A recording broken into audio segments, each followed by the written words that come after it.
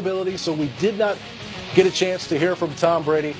Again, a limited participant in practice today. Let's head over to our boardroom. Steve Weich, Mike Silver, Kim Jones, Judy Batista. Hello, everybody. All right, thanks a lot, Patrick. Mike Silver, quickly, we just heard the news about Tom Brady and the hand injury being eliminated in practice.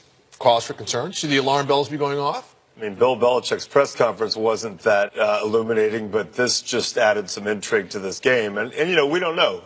Tom Brady's been injured before or listed as injured, and it hasn't been an issue. But when I hear starting quarterback throwing hand, reporters weren't at practice, we shall see. And I can't help but, you know, reflect back to Halloween when Jimmy Garoppolo was traded for what a lot of people in the NFL thought was a pretty nice price to the 49ers.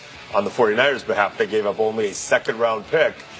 You could have made a case that it would be worth it for the insurance policy just to have Jimmy Garoppolo as they try to win a Super Bowl here.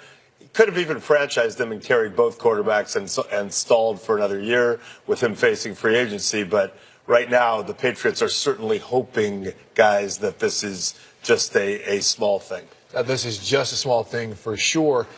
Let's move it up to the coaching ranks there. The Patriots are likely going to lose both coordinators, Josh McDaniels and Matt Patricia, to head coaching jobs. We have another coordinator in the playoffs, Pat Shurmur, the offensive coordinator with the Vikings, who's expected to be hired by the New York Giants. When you look at some of the names being mentioned for hires, you already got John Gruden in Oakland, Matt Nagy in Chicago. Just kind of your thoughts when you're looking at this, because right now it seems like Arizona and Tennessee are the only teams where there's some type of uncertainty. And we'll start with you when you look at the coaches who've been hired and where they're going. Well, look, I mean, I am most intrigued. I think most of us started this sort of cycle of hiring most intrigued by where would Josh McDaniels land. Is he really going to land in Indianapolis? And does that mean that everything is A-OK with Andrew Luck? And he's convinced that everything's OK with Andrew Luck? And I'm interested in where Matt Patricia, presumably he's going to land in Detroit. But look, those are two guys who have been prominent in the hiring cycle over the last few years. And so the fact that they are finally leaving the nest of New England and going out on their own, what does that say about them and their readiness? And what does it say about New England? That's what I'm curious about. Kim? Josh McDaniels is interesting to me, Judy. He could go from all of this time with Tom Brady to, we presume, a healthy Andrew Luck. Not bad. Which would be not bad at all. And then you throw in perhaps the wrinkle, could he be in the mix in Tennessee, where it would be Brady to Marcus Mariota, who, of course, just met in the the playoff game. Hello. It was a playoff game. So he intrigues me in terms of getting to go to another quarterback who presumably is ready. John Gruden's back, and that is a massive thing in Oakland. What a great story, at least for now in Oakland. And with Derek Carr, that's going to be a great storyline. Unfortunately, the Raiders made a sham of the Rooney Rule. And listen, I know the Raiders have a great history. And the league is investigating they have how they handle it. The Raiders have been incredibly progressive. I understand there's a flaw in the Rooney Rule. I like the Rooney Rule. I know there's a flaw when there's a situation where there's one guy out there that you really want to get, or you might keep your coach otherwise. I think Mark Davis should just pay the fine and acknowledge the sham. Easy for me to say, it's not my money. But, you know, I've been a little underwhelmed by the searches in terms of viable minority candidates. Steve Wilkes, the Panthers defensive coordinator, has understandably gotten some run in these places. You hear a guy like Brian Flores, who's a young coach, a Patriots position coach, who's still in the mix in Arizona. But I'm hoping that teams, as they go through these hiring cycles, will look creatively and try to get more than the cursory Rooney Rule satisfying minority candidate interview done and really open their mind. Here's what has to happen, because you see someone like Matt Nagy, who does not have the significant coordinator's resume, or Mike Vrabel, who does not have the significant coordinator's resume. Nothing against them. But too often, in speaking to people in this industry, they say, well, the minority candidates don't have enough experience. You know, Terrell Austin, the defensive coordinator for the Lions, he's interviewed for the past couple of years. He's off the grid. Okay, he had an interview this year. No one's talking about him. You mentioned Brian Flores. You mentioned some of these other guys. Winston Moss is a guy who's been there. Jim Caldwell, since this is kind of a retread cycle, everyone, this is kind of, to me, the Doug Marrone cycle. We're talking about this as the George Edwards is Mike Zimmer's defensive coordinator. Yeah, this is something where the league, and speaking with people, they've got to start getting some minorities if we're going to really adhere to. They have to be qualified into some positions where they can do this, because fewer and fewer, most head coaches now are calling it the offense or defense. So there's very few play callers, especially when it comes to the minority candidates, and that's an easy out for people to say, they're just not qualified. Well, that's been a little bit of scuttlebutt, was would it help the league, and maybe it would help the league if they extended the Rooney Rule to include position coaches, all coaches, that you would have to interview minority candidates for all positions. We saw them extended to GM positions a few years ago. Has that helped? I agree with you. They've got to find a way to get more guys, more diversity into the pipeline, because the pipeline is what pushes people up. It's hard, I recognize, because staffs are fluid.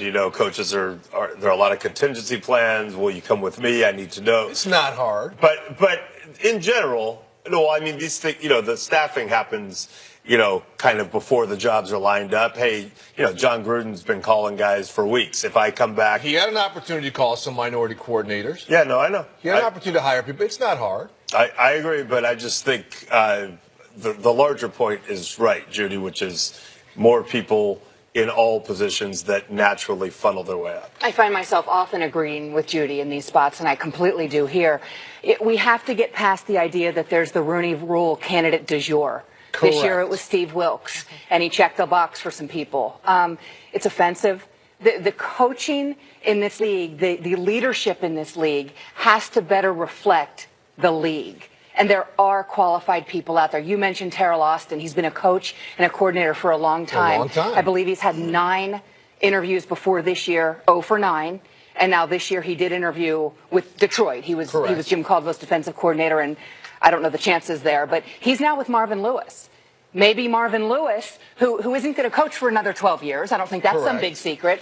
But Marvin Lewis recognizes talent, recognizes good coordinators and good coaches. Very good coaching and maybe for Terrell Austin, that is now a situation where when the time comes, he will have that chance that I truly believe, knowing him for decades, he richly deserves. But that we have to at some point have a league reflect the league. I will say that after this year, it's looking like a pretty bad year for the Rooney Rule this year, because you lost Jerry Reese as a GM in New York. Four black general managers. Right. It's going to look really rough this year. And then the other thing I would say is, when we hear reports about a Matt Patricia, who's got a great resume as a coordinator, being terrible in interviews, and not like, he just didn't, got nervous, like he was disdainful and kind of looked like Bill Belichick at a press conference, not wanting to reveal anything in job interviews. We don't know what's happened this year, but you hear things like that. It's like, well, the guy didn't interview well, didn't want to interview well, and he's still got teams bidding over him.